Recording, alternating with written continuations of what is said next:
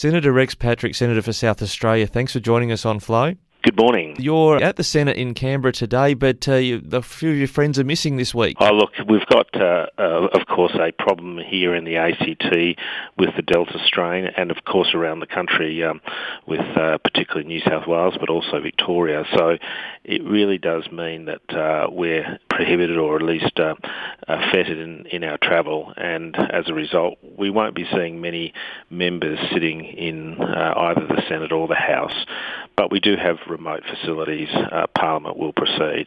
And even so, you've got an important bill before the Parliament today regarding slavery, which happens to be on the same day as the International Day recognising the abolition of slavery. Yeah, look, I wish I could claim that I planned it that way, but I didn't. It's really just serendipity.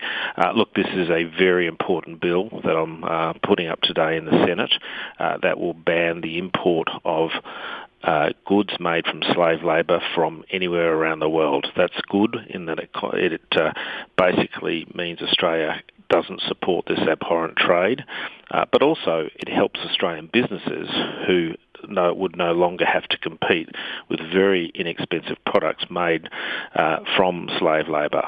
And I think it was 1833 William Wilberforce succeeded in his multiple pushes to get rid of slavery in the UK. So didn't we get rid of slavery in the 1830s? Well, one would like to have thought that was the case, but the reality is there are somewhere between 38 and 46 million people around the world that are actually involved in slave labour.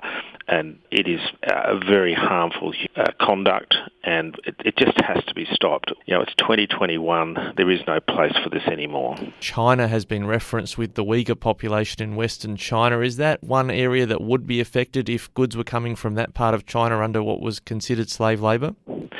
Absolutely, and indeed this whole journey with my bill started back in December when I tabled a bill that was directed at banning goods produced by the Uighur forced labour in Xinjiang and Western China.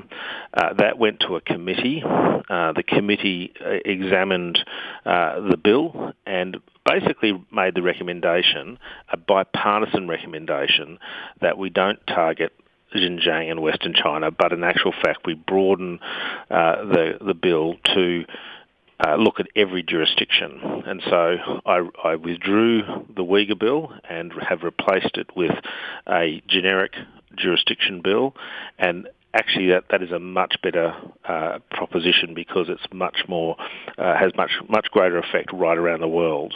Now, will this bill come to a critical vote today? What do you expect is the likelihood it might even pass?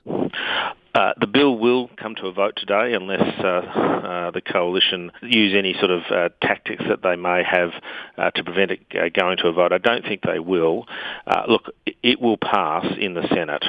Labor are supporting, the Greens are supporting, and the crossbench are on board. The question will be, does the coalition support the bill? It's important for the reason that if the bill passes the Senate, it does need to go back to the House, and the House will need to vote on it. If the coalition aren't supporting, it will basically leave the bill dead in the water, although I do have some plans for that circumstance. Well, Senator, I look forward to updates from you across the day and into tomorrow how that goes, and thank you for your efforts to eliminate slavery. 1833 was when we supposedly eliminated it, but we're still fighting it today. Yeah, thank you very much. It is a really important bill.